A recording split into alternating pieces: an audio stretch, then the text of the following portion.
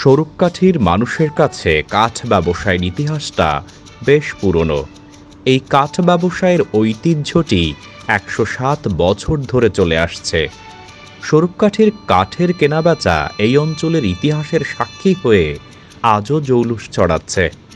দক্ষিণ অঞ্চল তথা বাংলাদেশের মধ্যে সবচেয়ে বড় কাঠের বাজার এটি। দেশের সর্বত্রই রয়েছে স্বরূপকাঠির কাঠ ব্যবসায়ের সুনাম। যতদূর জানা যায়, আনুমানিক ১৯১৭ সালের দিকে পিরোজপুর এলাকার তৎকালীন বাকেরগঞ্জের আওতাধীন স্বরূপকাঠি উপজেলায় সুন্দরবনের সুন্দরী গাছকে কেন্দ্র করে কাঠের ও গোলপাতার ব্যবসা শুরু হয়েছিল এখানে। স্বরূপকাঠি উপজেলা প্রতিনিধির তথ্য ও ভিডিও চিত্রে দেখুন ডেস্ক রিপোর্ট। সাথে আছি আমি কাউসার মাহমুদ।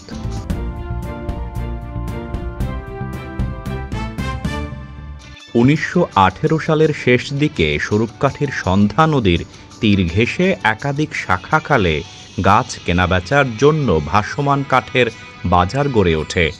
এরপর থেকে সন্ধ্যা নদীর তীরবর্তী উপকূলে জেগে ওঠা চরে গোলপাতা ও সুন্দরী কাঠের জমজমাট কেনাবেচা চলত।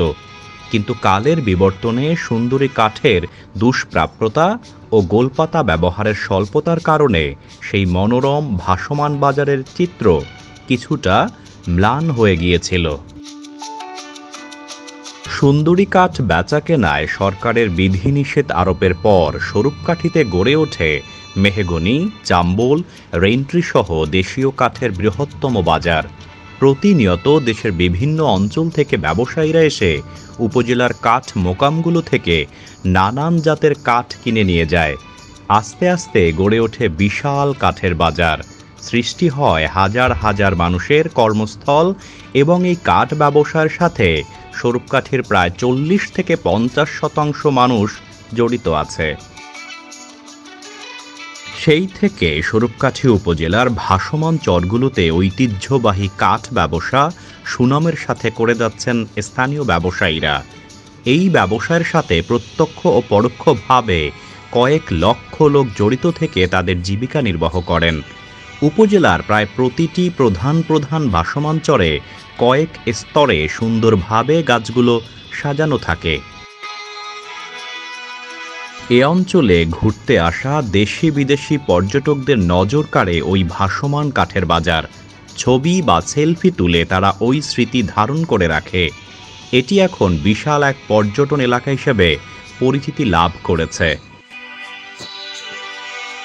বর্তমানে স্বরূপকাঠি থানা সংলগ্ন সন্ধ্যা নদী, শীতলা খাল, সরকারি পাইলট মাধ্যমিক বিদ্যালয়ের সামনের খালের চর, মিয়ারহাট ও ইন্দুরহাটের বিভিন্ন খালের চর, বয়ারুলা, ডুবি বাজার, চামি বাজার, বিন্না বাজার, একতা বাজার, নাওয়াড়া, পঞ্চায়েত বাড়ি, মাহমুদকাঠি সহ নানা স্থানে গড়ে ওঠা ভাসমান বাজারটি এখন স্বরূপকাঠির সবথেকে বড় কাঠ বাজার হিসেবে পরিচিত। দক্ষিণ অঞ্চলের তথা বাংলাদেশের সর্ববৃহৎ কাঠের বাজার। তবে সর্ববৃহৎ কাঠের বাজার হওয়া সত্ত্বেও এখানে রয়েছে নানা ধরনের প্রতিকূলতা।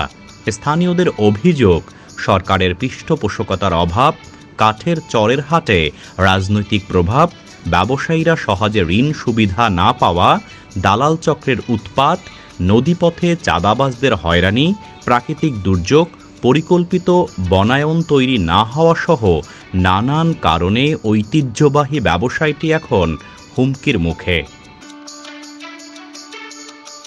সুন্দরী কাঠ কাটা এরশাদ সরকারের সময় নিষিদ্ধ করায় স্বরূপকাঠিতে আস্তে আস্তে দেশীয় কাঠ বেচাকেনা শুরু হয়। সেই থেকে গড়ে ওঠে মেহগনি, জাম্বুল, রেইনট্রি সহ নানা দেশীয় কাঠের বৃহত্তম বাজার। বিশেষ করে সোম ও বৃহস্পতিবার হাটের দিনে দেশের দক্ষিণ অঞ্চলের ব্যবসায়ীরা কাঠ বিক্রির জন্য এই উপজেলার ভাসমান হাটে বিক্রি করেন। প্রতি হাটে কোটি কোটি টাকার কাঠ বেচাকেনা হয়। দেশের বিভিন্ন স্থানে ছোট বড় ট্রাক, লঞ্চ, ট্রলার ও কার্গো যোগে এসব কাঠ দেশের বিভিন্ন স্থানে নিয়ে যান ব্যবসায়ীরা। ব্যবসায়ীদের অভিযোগ, পরিবহন সংকট ও পাইকারি ক্রেতার অভাবে সরবরাহ করা কাঠ নিয়ে প্রায় দিশেহারা হয়ে পড়েন নেছারাবাদের কাঠ ব্যবসায়ীরা। তারা আরও বলেন, পরিবহন সংকটের কারণে গাছ সরবরাহ যথাসময়ে করতে না পারায় ঋণের বোঝা দিন দিন ভারী হচ্ছে। ফলে অনেকেই আবার ওই ব্যবসা ছেড়ে অন্য ব্যবসার চিন্তা ভাবনা করছেন। বিভিন্ন প্রতিকূলতার মধ্যেও বরিশাল, খুলনা, বাগেরহাট, যশোর, ঝিনাইদহ, গোপালগঞ্জ, নোয়াখালী, মাদারীপুর, ফরিদপুর, চাঁদপুর, মুলাদি, মুন্সিগঞ্জ, ঢাকা, নারায়ণগঞ্জ, হবিগঞ্জ সহ দেশের ৬৪টি জেলার প্রায় ২ থেকে ৩ কোটি মানুষ এখানে স্বরূপকাঠির এই ভাসমান কাঠের ব্যবসার সাথে জড়িত থেকে দেশের বিভিন্ন অঞ্চলে কাঠের মোকাম গড়ে তুলেছেন। অনেকে স্বাবলম্বী হয়েছেন এবং অনেকে করেছেন কর্মসংস্থানের সুযোগ। অনেক ছাত্র পড়াশোনার পাশাপাশি পূর্বপুরুষদের ব্যবসায় সম্পৃক্ত হয়ে স্বাবলম্বী হয়েছেন কোটি টাকার মালিক, গড়ে তুলেছেন অট্টালিকা। নদীপথে দূর থেকে আসা কাঠ ব্যবসায়ীরা জলদস্যুদের ভয়ে ২৫ থেকে ৩০টি নৌকার বহর নিয়ে একই সঙ্গে স্বরূপকাঠির মোকামে আসেন। কাঠ বেচাকেনার শেষ মুহূর্ত পর্যন্ত তারা একই সঙ্গে চলাফেরা, খাওয়া দাওয়া, আবার গল্পগুজব করেন। যে যার মতো কেনাবেচা শেষে আবার সারিবদ্ধ নৌকাগুলো নদীপথে চলে যায়।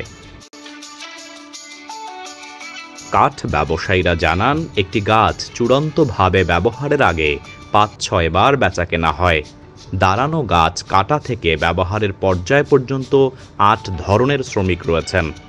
বর্তমানে শ্রমিক সংকটের কারণে ব্যবসায়ীরা যথাসময়ে গাছ না কাটতে পারায় ব্যবসায়িকভাবে ক্ষতিগ্রস্ত হচ্ছেন। অনেক ক্ষেত্রে ঝুঁকি নিয়ে অনভিজ্ঞ লোকদেরকে কাজে এনে উচ্চ পারিশ্রমিক দিতে হচ্ছে। তারা আরও বলেন, এ ব্যবসায়টির কারণে এখানে অসংখ্য সমিল ও ফার্নিচার সহ অনেক কুটির শিল্প গড়ে উঠেছে বিধায় লক্ষ লক্ষ লোকের কর্মসংস্থান সৃষ্টি হয়েছে। তারা সরকারকে কাঠ ব্যবসায়ীদের সহযোগিতা করার আহ্বান জানান।